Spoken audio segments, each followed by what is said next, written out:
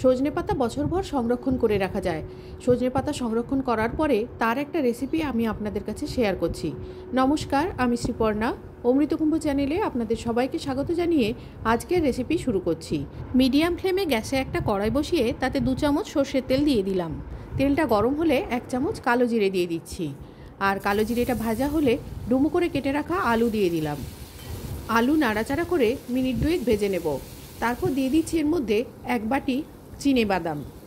আমি এখানে কাঁচা বাদাম ব্যবহার করেছি। আপনারা যদি ভাজা বাদাম ব্যবহার করেন তাহলে আলুটা পুরোপুরি ভাজা হয়ে যাওয়ার পর বাদামগুলো দেবেন। আলু আর বাদাম একসাথে নাড়াচাড়া করে দিয়ে দিচ্ছি এর মধ্যে নুন। পরিমাণ মতো নুন দেওয়ার পর আবারও সব নুনটা মিশিয়ে আলু আর বাদাম একসাথে ভাজতে থাকবো। আর যদি আপনাদের ভাজা বাদাম হয় তাহলে আলুতেই এই কাজটা করতে থাকবেন। আলুগুলো নুন দিয়ে ভাজা হয়ে গেলে তারপরে বাদাম ভাজাটা দেবেন। আলু সেদ্ধ হয়ে যাওয়া পর্যন্ত রান্না করে নেব। প্রয়োজনে ঢাকা ব্যবহার করে রান্নাটা করতে পারেন, আর এটা সেদ্ধ আলু দিয়েও করতে পারেন। সেদ্ধ আলুটা টুকরো করে নিয়ে এইভাবে রান্না করতে পারেন। এবারে দিয়ে দিচ্ছি সেই সজনে পাতা। আমি এখানে 3 টেবিল চামচ সজনে পাতা গুঁড়ো নিয়েছি। দিয়ে দিচ্ছি কাঁচা লঙ্কা 2টো। সজনে পাতাগুলো পরিষ্কার করে রোদে শুকনো করে রেখে দিয়েছি। ব্যবহারের আগে হাত দিয়ে চাপলে এগুলো গুঁড়ো হয়ে যায়।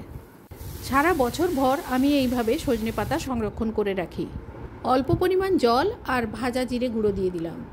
মিনিটখানেক নাড়াচাড়া করে ভালো করে মিশিয়ে নিলাম। কেউ যদি পছন্দ করেন চিনি ব্যবহার করতে পারেন। নামানোর আগে চিনি দিয়ে মিশিয়ে নেবেন। আমি এবারে সব কিছু মিশিয়ে নিয়ে ঢাকা দিয়ে 2 মিনিট স্ট্যান্ডিং টাইমে রেখে পরিবেশন করে দেখাচ্ছি। রেসিপি কেমন লাগলো কমেন্টে জানাবেন। আজ এই পর্যন্ত, দেখা হবে অন্য কোনো দিন অন্য কোনো রেসিপিতে। ততদিন পর্যন্ত সবাই ভালো থাকবেন, সুস্থ থাকবেন, আনন্দে কাটাবেন। ভিডিওটি শেষ পর্যন্ত দেখার জন্য ধন্যবাদ।